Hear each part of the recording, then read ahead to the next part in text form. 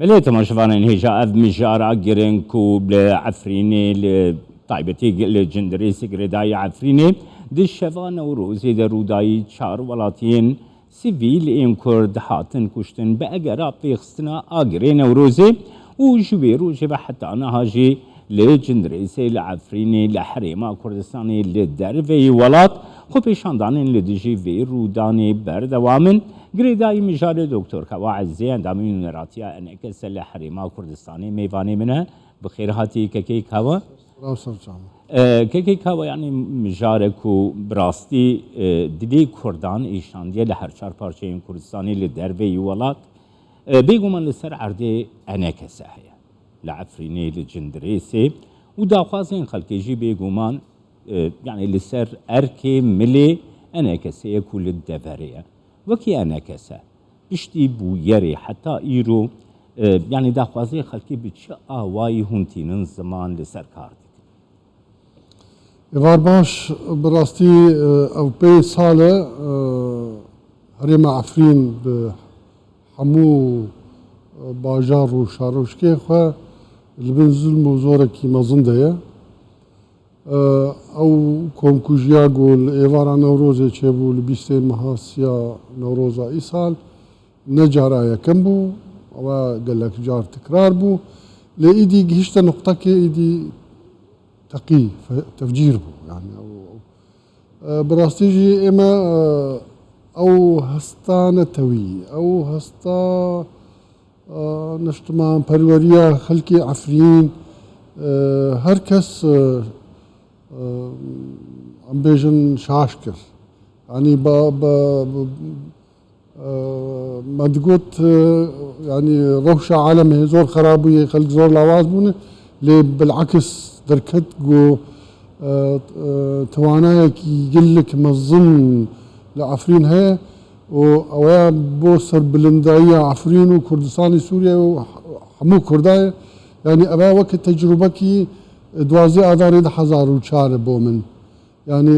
عفرين أم قشكرن عفرين أم هشيار كرن عفرين هركس جعفو قهي هركس يفكر لسر ظلم وزوران لسر كردان تايبجي المنطقة عفريني إبراسيجي إما وكا أنا كسي وكا بدا كسي وكا حمو أحزاب أنا كسي خلكين سيفيل خلكين اجتماع پرواري كردي سوريا خلكين هر چار پرچه كردستاني يعني بالبشتية كي مزن بو عفريني أمدكن بيترجي أو روحية يعني معنوية يعني لأوروبا لكردستان لسوريا للبنان لكردستان لهر در لهر شوين هر بردوامن عالم در تكون او كو ملكوجيا قو لديجي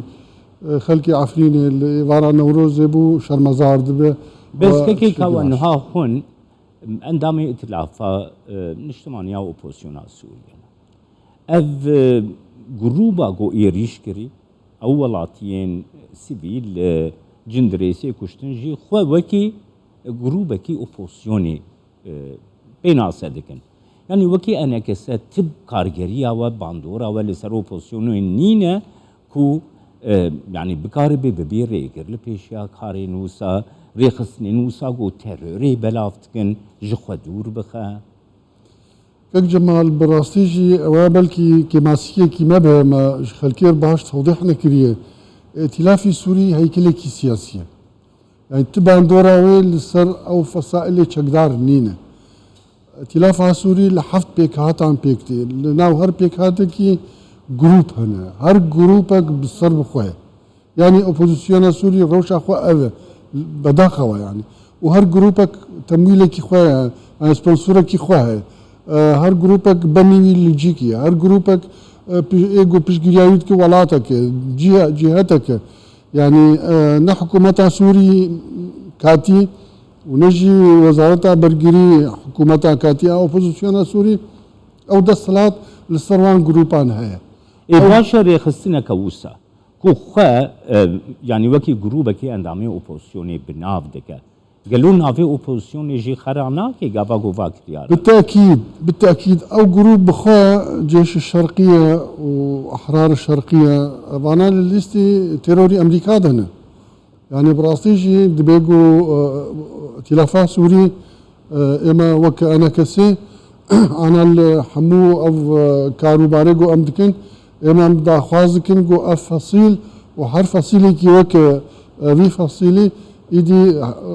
سينوردار بفن جير حدق بوان بيدانين افانا انساني تيروريستن يعني نافي شورش سوريش خرابكن اجا شورش معبب بالاصل ونافي ائتلافات سوريش خرابكن يعني افاد به هركز بزانه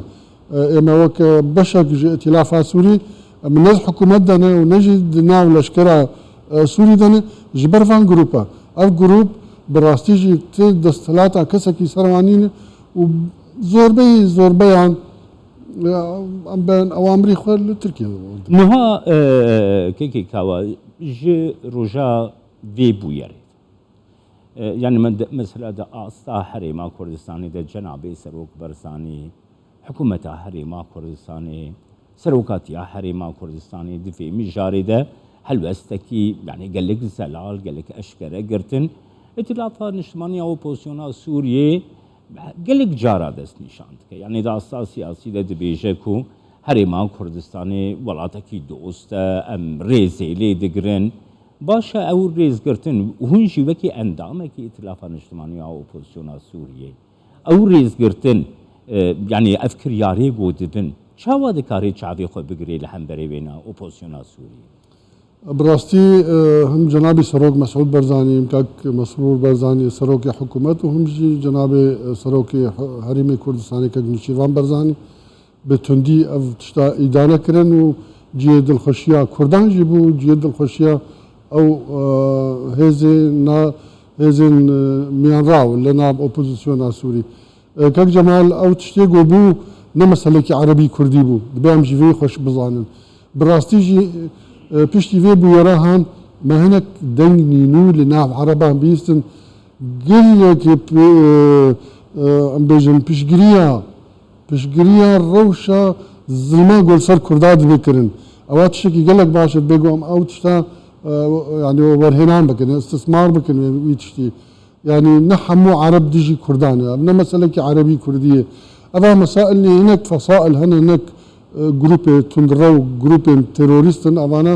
يعني هم لديجي عربان هم لديجي كردان براسيش يعني دفي مسألة دي سام بين الزمان كيكا ويعني برسكريك دفردقو اف جروب وكا جروب اكيد ناف ائتلافات اجتماعية اوبوزيسيونا سوريا دا تناس كرن لآليدن يعني دا استا حقوقا ناف نتبعي دي جي داغير كريا تركيا لسر افريني هيا ودردورا افريني هيا يعني تركيا بربرسياري روشا اوليا و دفريا اف مشار لقل تركيا لقل اوبوزيسيونا سوريا حاتيه ميزي جالي انا كذا والله كك جمال يعني هركز زانو الجور قانونا عم بيصاينو دولتي او هرم بن ام بيجن كاريجريا تركي ده يعني بن نفوذي منطقه تركيه ترك هيمنه لسردكن برايا من اما گفتم داخوازك دكن اما بري هر کسی ام تركي داخواز دكن گو اف گروپاناس سينوردار بفن جناف خلقي سيفيل دركفن اوانا ظلمو زوركي قلك مزن دكن اف جروب ني تيروريستن يعني اوانا نافي شورشي خراكرن نافي ائتلافي خراكرن نافي هر تشت خراكرن يعني ابا كك جمال يعني سياسة وصاية يعني نهرتش الجورد لي مروي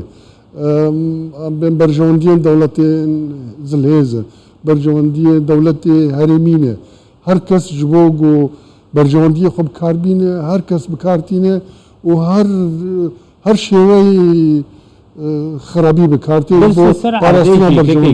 لسر عرديشي نها تبقى كرم كري نها كردين عفرين بشتي في بويري يعني تشتك نشاني جيهاني كرن كو حمو چو ساندنين كو لسر خلقي عفريني خلقي جندري سيحاتي جي او هستا نتوی هستا نشتمان پروری بسر هر تشتی و بلند بویا اویا گاواگو دزگاه خیرخواستیا برزانی چوشی خلکی عفرینی این نشتمان پرور اویک نشانده نهاد وی بوی ریدجی نشانده يعني جرك برسفة كشفادا خزي خلكي عفريني رنبا أركي وبك أنا كسد شيء يعني والله بشتي فان بويرا وبشتي أو هستو هالوسطا خلكي عفرين قصد بيجم هم تركيا هم أوبوزيسيون هم أنا كسا وهم ائتلاف وبجديل برفة مسألة مسكنين ونممكن روشا هريما عفرين وكي بري بيستي آذار بين 2023 بشتي بيستي آذار 2023 وروشكي جواز ائتلاف الاجتماعي او بوزيسيون سوريا في درباري دا حتى نها تداخياني تحلويست كون نشان داي هي بلي قال لك فصائل ائتلافها سوري افتش شرمزار بتندي شرمزار كرن كس لقلوانينا أب مسألة مسألة كي ما قلت كردي عربية أب مسألة جروبا كي تندروا جروبا كي صرب فصيلة كي جو خلق ما في خلقي عفرين قال لك شو صاندي يعني إيجو داران دبرن أفين إيجو شو نوارا ددزن أفين إيجو خلقيت كوجن أفين إيجو خلقيت رافين أفين إيجو دس دريجي صار شرف وناموسا خلقيت كن أفين بله كي كوا إيرو خو پیشاندانک برطرح یا کو انک سل پیش نتوین یگرتی لپایتخت حرم کردستانی حولی ریل دار قستیابو تو بخوشی لوی دری بوی يعني دا خوازا و ايكو وجهان دي نتوين يقرتي تشو والله او دا خاص ما او تشتاقوا خلقي عفرين دا خاص كرنا او تشتاقوا اما جواكي قواريكي سياسي جو اما دبينون درسته وك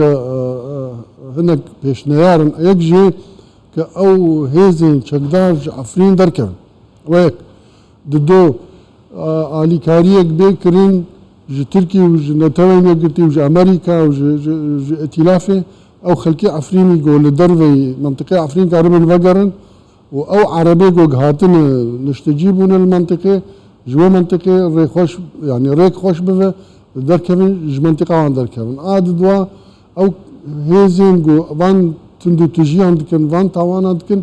دبيجو او فصائل اخوة بين محكمة كرين محكمة كي درفي ائتلاف